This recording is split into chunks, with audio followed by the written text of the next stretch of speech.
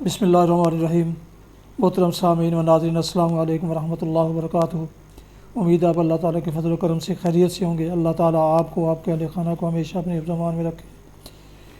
الہی ہدایت و نجات کے سلسلے کا ولاگ دینی مسائل پیش کرنے جا رہا ہوں۔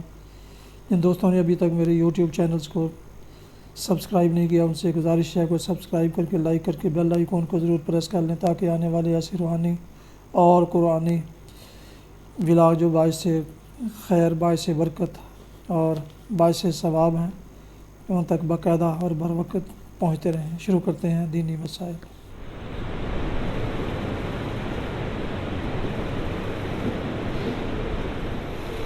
بسم اللہ الرحمن الرحیم۔ رمضان المبارک کی راتوں میں سے ایک رات شب قدر کہلاتی ہے، جو بہت برکت اور خیر کی رات ہے۔ قرآن شریف میں اس کو 1000 مہینوں سے افضل ارشاد فرمایا ہے۔ 1000 مہینوں کے 83 سال اور 4 ماہ ہوتے ہیں۔ خوش نصیب ہے وہ مسلمان جس کو اس رات کی عبادت نصیب ہو جائے، کہ جو شخص اس ایک رات کو عبادت میں گزار دے، اس نے گویا 83 سال 4 مہینے سے زیادہ عبادت میں وقت گزارا۔ اور پھر کتنا زیادہ یہ اللہ ہی کو معلوم ہے کہ 1000 مہینے سے کس قدر مزید افضل ہے۔ عربوں کے یہاں اس زمانے میں 1000 سے آگے گنتی ہی نہیں تھی۔ اس رات کی فضیلت کے لیے حدیث پاک میں آیا، حضرت ابو ہریرہ رضی اللہ عنہ فرماتے ہیں کہ رسول اللہ صلی اللہ علیہ وسلم نے ارشاد فرمایا، جو شخص شب قدر میں ایمان کے ساتھ ثواب کی نیت سے عبادت کے لیے کھڑا ہو، اس کے پچھلے گناہ معاف ہو جاتے ہیں۔ اگر دنیا کے کاروباری کو یہ معلوم ہو جائے فلاں مہینے میں فلاں جگہ ایک نمائش لگے گی جس میں اتنی آمدنی ہوگی کہ 1 کے 10 بن جائیں گے، اور پھر میں سال بھر کچھ نہ کروں تب بھی وقت بہتر گزرے گا، تو بتاؤ کون بیوقوف شخص ایسا ہوگا جو اس موقع کو کھو دے۔ اگر بتانے والے نے تاریخ نہ بھی بتائی ہو تو یہ شخص کسی نہ کسی طرح اس تاریخ کا پتہ لگانے کی کوشش کرے گا۔ شبہ بھی رہ جائے تو احتیاطاً کئی دن راتیں لگا کر اس کی کھوج لگا لے گا۔ اب ایک اور موقع نیکیوں کی اس نمائش کا مومنوں کو دیا جا رہا ہے، مگر اتنی بات ہے کہ مہینہ بتا دیا اور پھر یہ بھی ارشاد فرما دیا، اس مہینے کی آخری تہائی 10 دن، پھر اور ارشاد فرما دیا کہ اس میں سے بھی 5 طاق راتیں، اور پھر اس کی تلاش کے لیے اور آسانی کر دی کہ اعتکاف کر لو۔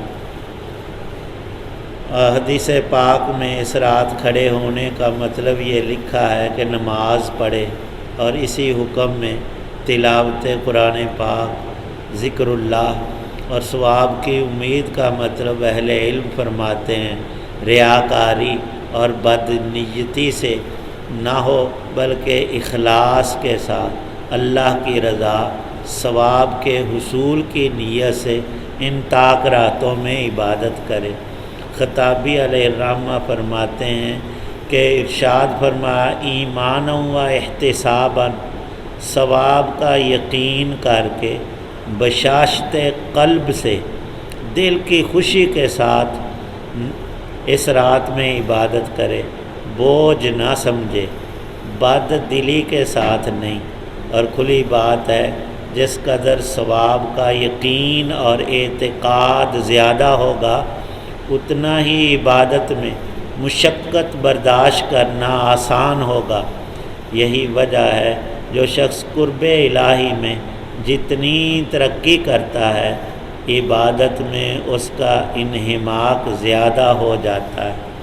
حضرت انس رضی اللہ عنہ فرماتے ہیں حضور نبی پاک صلی اللہ علیہ وسلم نے ارشاد فرمایا شب قدر میں جبرائیل علیہ السلام فرشتوں کی جماعتوں کے ساتھ زمین پر اترتے ہیں اور اس شخص کے لیے جو کھڑے یا بیٹھے یا لیٹے اللہ کا ذکر کر رہا ہو عبادت میں لگا ہو اس کے لیے دعائے رحمت کرتے ہیں۔ دوسری حدیث پاک میں ہے کہ ہر شاغل ذاکر کے پاس جاتے ہیں، یہ فرشتے ان عبادت کرنے والوں سے مصافحہ کرتے ہیں۔ یہ کتنی بڑی خوش نصیبی ہے، اللہ کی نیک اور پاک مخلوق جو ہے وہ اس رات میں ہمارے ساتھ مصافحہ کرے۔ تو اس کی تلاش میں ایک رات تو گزر گئی 21ویں، ایک آج جو اب رات آئے گی، آج اتوار ہے، آگے جو رات آ رہی ہے یہ بھی طاق رات ہے، 23ویں ہے۔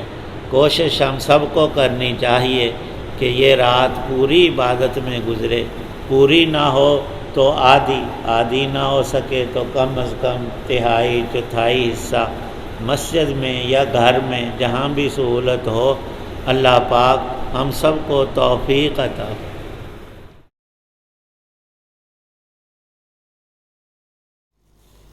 یہ تھا راہ ہدایت و نجات کے سلسلے کا ولاگ دینی مسائل، جس میں آج جناب قاری حافظ مولانا محمد اقبال صاحب خطیب جامعہ مسجد نگینہ انصاریہ شیخوپورہ نے شب قدر کے فضائل کے بارے میں روشنی ڈالی۔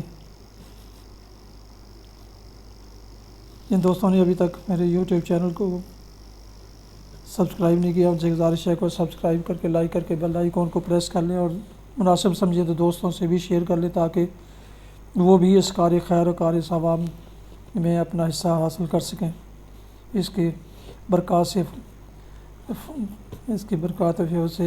برابر ہو سکیں، اور آپ بھی یقیناً اس کا اجر پائیں گے۔ اللہ تعالیٰ آپ کا حامی و ناصر ہو، اللہ تعالیٰ آپ کو آپ کے اہل خانہ کو ہمیشہ اپنی حفظ و امان میں رکھے، تو آمین۔ اپنا بہت خیال رکھیے، اپنی دعاؤں میں پاک وطن، والدین، آباء و اجداد، اعزا و اقارب، دوست و احباب کے علاوہ اس ناچیز کو بھی ان میں شامل فرمائیں تو انتہائی شکر گزار ہوں گا۔ اس پر یہ ولاگ ختم کرتے ہیں۔ السلام علیکم ورحمۃ اللہ وبرکاتہ۔ پاکستان زندہ باد، خدا حافظ۔